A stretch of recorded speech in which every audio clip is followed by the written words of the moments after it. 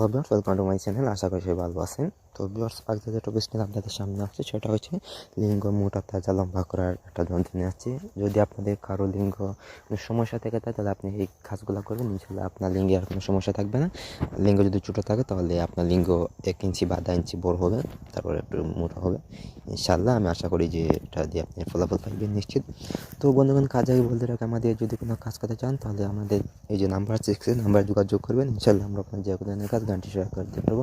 আর বন্ধুগণ, আপনার যদি আমার চ্যানেল নতুন হয়ে থাকে তাহলে চ্যানেলটি এখন সাবস্ক্রাইব করে দিন, পাশে থাকা বেল আইকনটি ক্লিক করে নিন, যাতে নতুন নতুন ভিডিওগুলো সবার আগে আপনাদের কাছে পৌঁছে যায়। তো বন্ধুগণ, এবার কার্যকতা আছে কীভাবে এটা প্রয়োগ করবেন। তো আমার ফার্স্ট টু লাস্ট সব কাজ শুনতে হইব, তারপরে কাজে হাত দেবেন, নিজেরা কাজে ফলাফল নিশ্চিত পাইবেন।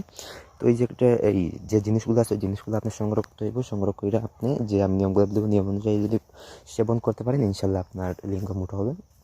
তো এইগুলো হচ্ছে আপনার বহেরার ক্লাত, নারকেল তেল, মেথি, মালবরু একসাথে মিশে সেবন করবেন।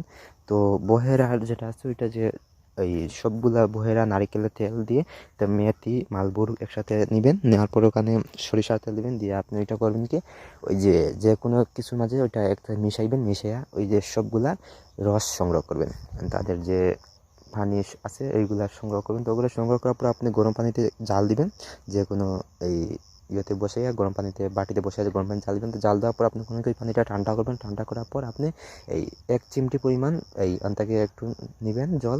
তো নেওয়ার পর আপনি ওটা আপনার লিঙ্গেতে মালিশ করবেন। এভাবে আপনি 10 মিনিট পর পর 3বার মালিশ করবেন, 3 চিমটিকে। তো 3বার মালিশ করার পর আপনি লাস্টে একটা কাপড় ওই পানিতে ভিজাইয়া আপনার লিঙ্কে বেঁধে দিবেন। তো বেঁধে দিয়ে রাখবেন। এভাবে যদি আপনি পানির 7 দিন সংগ্রহ করে এইভাবে যদি আপনি চালায়া যান, সেবন করেন, ইনশাল্লাহ আপনার যে লিঙ্গ আছে লিঙ্গ মোটা তাজা এবং সুস্থ সুন্দর হয়ে যাব আশা করি। তো ধন্যবাদ সবাইকে, বললাম সুস্থ থাকুন, আল্লাহ হাফিজ।